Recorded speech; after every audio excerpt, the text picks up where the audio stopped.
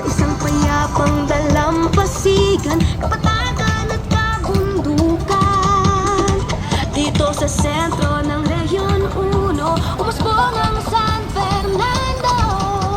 Pag-ibig sa bayan ng kapwa, pagtutulungan ay nagbunga. Hindi mawawala sa aking puso at diwa. San Fernando ay tayo.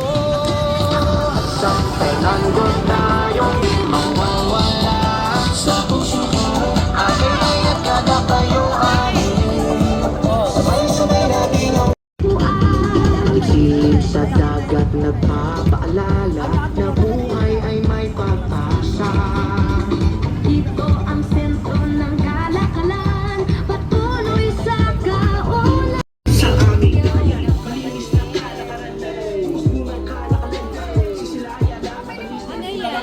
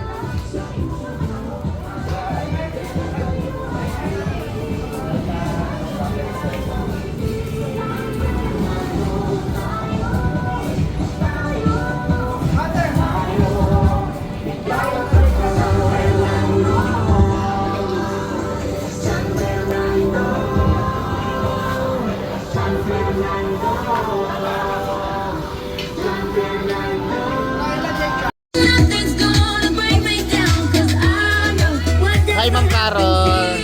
you'll never leave me. I'll be okay, and it's gonna be a good day.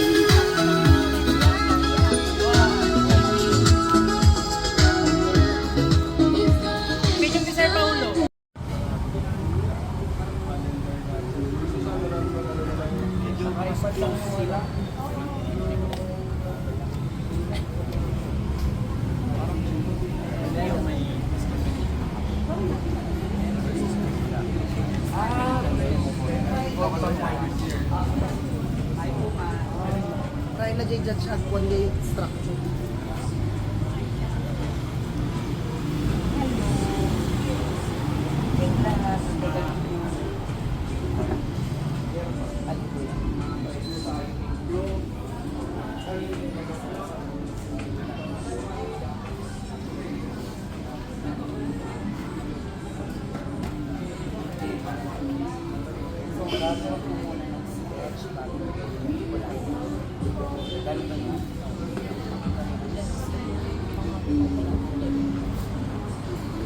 Ginawa mo rin.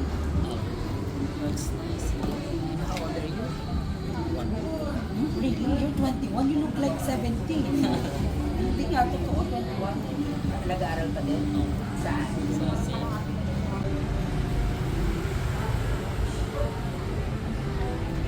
Sino naman araramitin niyo? Kas-kasta? Kamusta naman ang mga lakad? Parang kayo ng course, architecture. At SLC din. Hindi mo lang masala-sala ni Kennedy at ni Dante. Nalaka lang. Ganun. Okay, parya. Kaya pala yan. Fresh from the farm. Ang dinowing niya.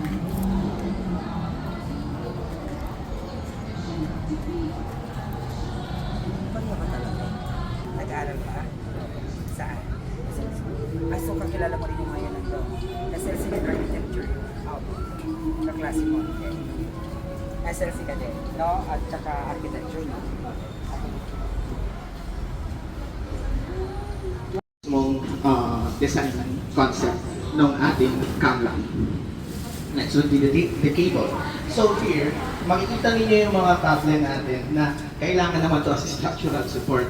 Usually for tensile and fabric structures, meron tayong high strength steel cables or high tensile cables na sinasabi, which should be the support of this particular area. So I won't really, I will be going too technical on this, pero we've added this not for aesthetics, but for the structural integrity of this concept. So we're trying here to be more practically, sabihin natin,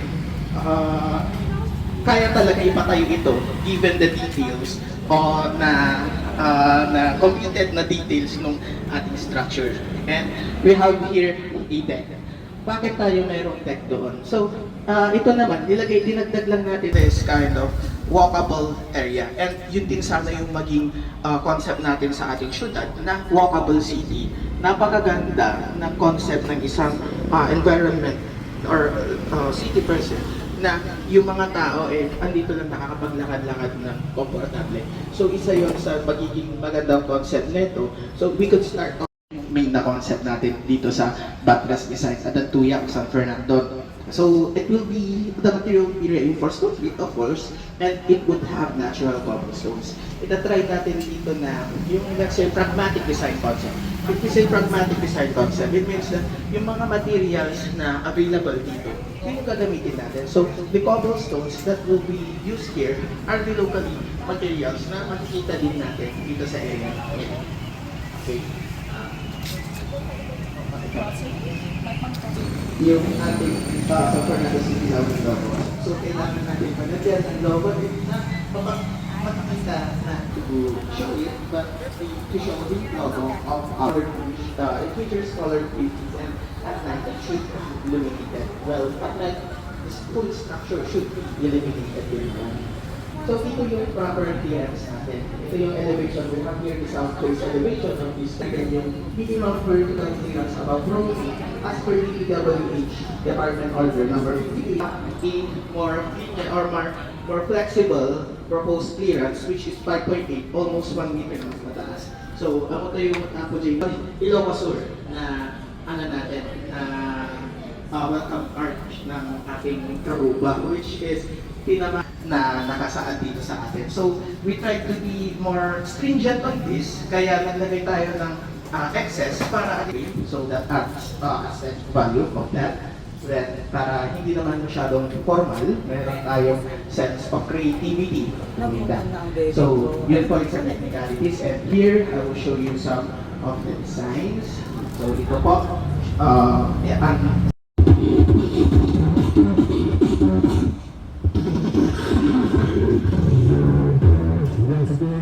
My name is Quitso.